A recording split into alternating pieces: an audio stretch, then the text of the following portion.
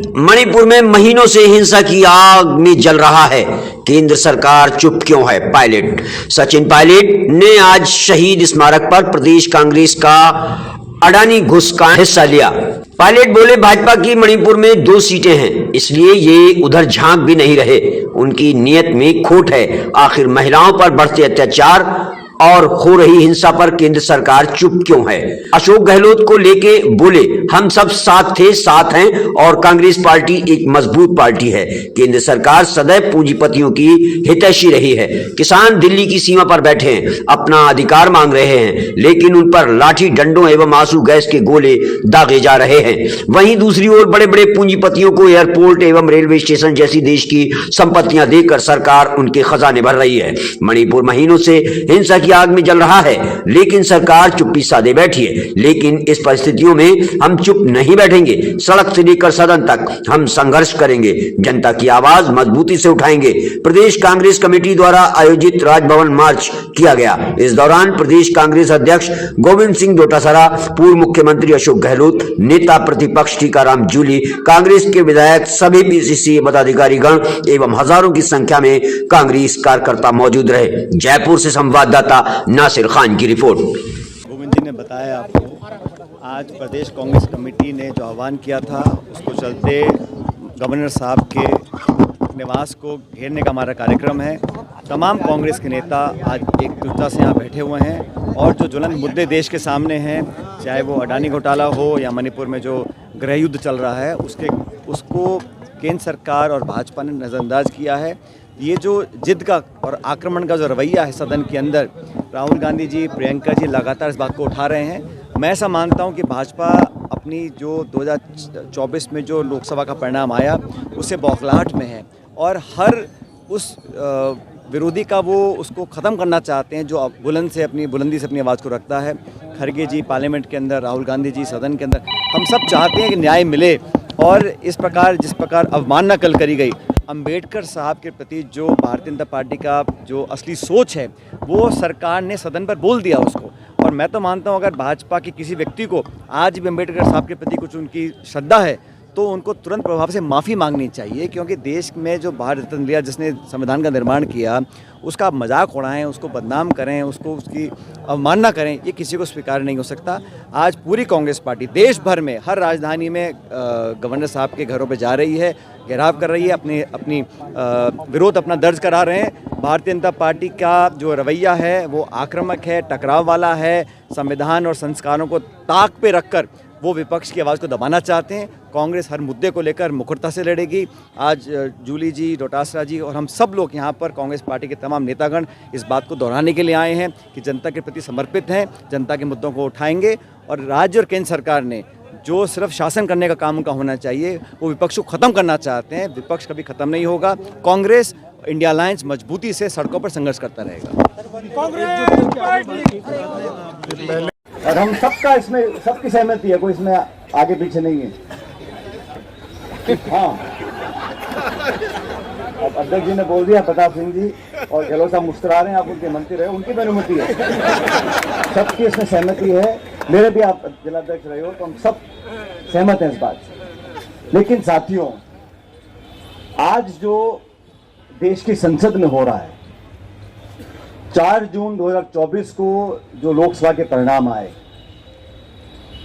जिस प्रकार की आक्रामक रणनीति को अंजाम भाजपा की सरकार दे रही है, और पूर्व वक्ताओं ने इस बारे में बताया आपको कि कैसे व्यक्ति विशेष के हाथों में पूरे देश की अर्थव्यवस्था को देने का जो काम किया जा चुका है, अधिकांश किया जा चुका है।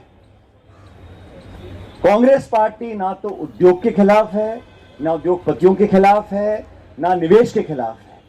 1991 में जब देश में आर्थिक संकट आ गया था, तो मनमोहन सिंह जी ने, नरसिम्हा राव जी ने देश की अर्थव्यवस्था को खोला। और आज जो आधुनिकीकरण हम देख रहे हैं, निवेश हम देख रहे हैं, सबसे बड़ी हम अर्थव्यवस्था बन रहे हैं, 3 ट्रिलियन, 4 ट्रिलियन, 5 ट्रिलियन, उसकी नींव कांग्रेस पार्टी ने रखी थी। तो ये जो भाजपा के साथी बताते हैं कि कांग्रेस उद्योगपतियों के खिलाफ है, ऐसा बिल्कुल नहीं। हाँ, देश की संपूर्ण संपत्ति आप चुन चुन के व्यक्ति विशेष को दे दो, हवाई अड्डा, रेलवे लाइन, पोर्ट, बिजली घर, खान, जो सरकार की संपत्ति, जनता की संपत्ति है, उसको औने पौने दाम में सरकारी बैंकों से कर्जा दिलाकर व्यक्ति विशेष को दे दो, उसके हम खिलाफ हैं।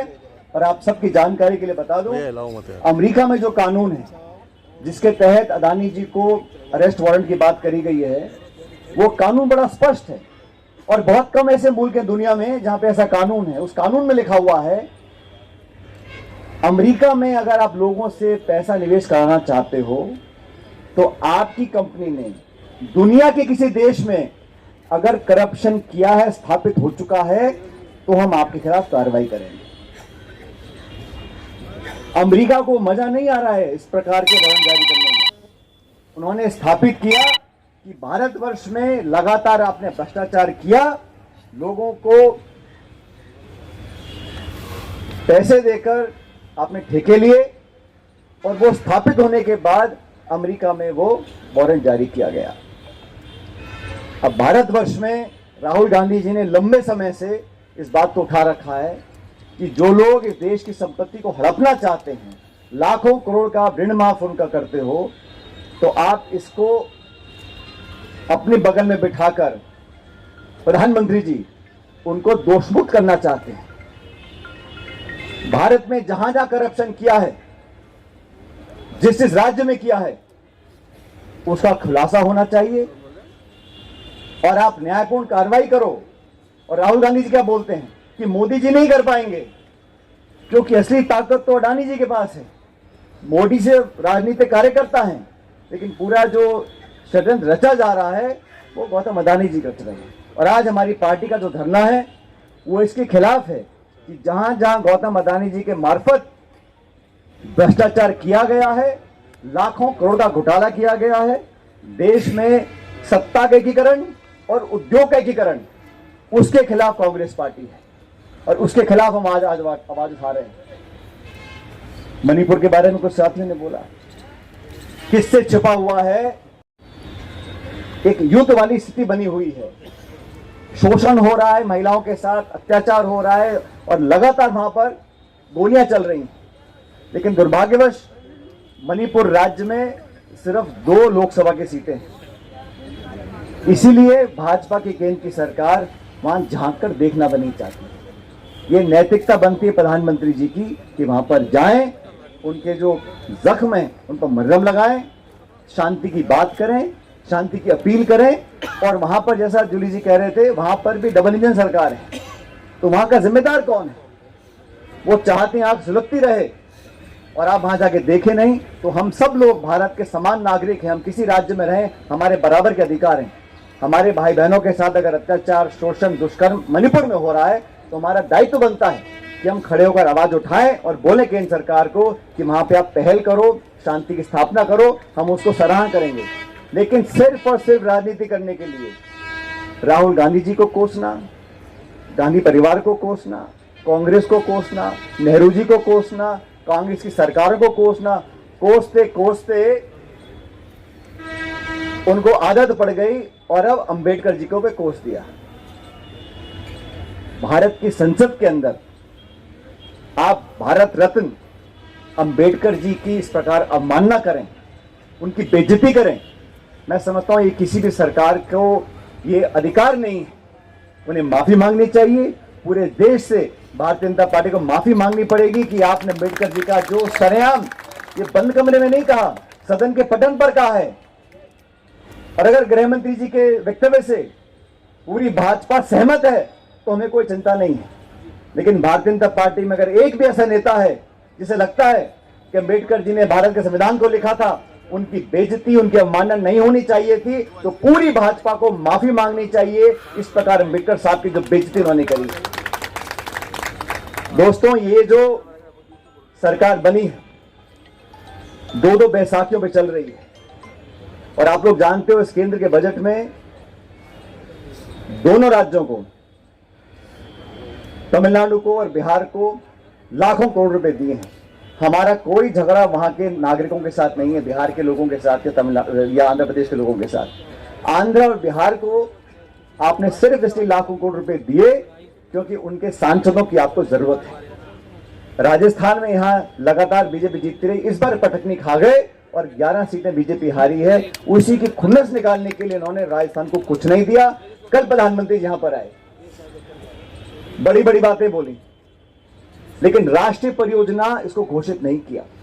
और ये बात सच है, इस परियोजना के प्रति जो कुछ भी काम किया है, घोषणा किसी ने करी हो, लेकिन काम कांग्रेस की सरकार ने किया है। ये बात इतिहास में लिखी हुई है, इसको कोई बदल नहीं सकता। मैं तो आप सब लोगों से आग्रह करूंगा, भाजपा की सरकार को 1 साल हो गया राजस्थान में, और 1 सालों में लगातार सत्ता में खिंचाव रहा, इतने सारे सत्ता के केंद्र बन गए, किसी को मालूम नहीं सरकार कौन चला रहा है। दिल्ली से चल रही है, जयपुर से चल रही है। इसलिए मैं तो आपको आह्वान करूंगा, हम एकजुटता से रहें। और अंत में, अभी आप ही बोले थे प्रताप सिंह जी कि सभी नेता आ गए, सभी नेता आ गए। अरे छोड़ो, ये भाजपा के लोग प्रचार करते हैं अखबार से और मोबाइल पे, पूरी कांग्रेस पार्टी एकजुट है, एकजुट रहेगी और 4 साल के बाद सरकार कांग्रेस की बनेगी। ये फालतू की बात है।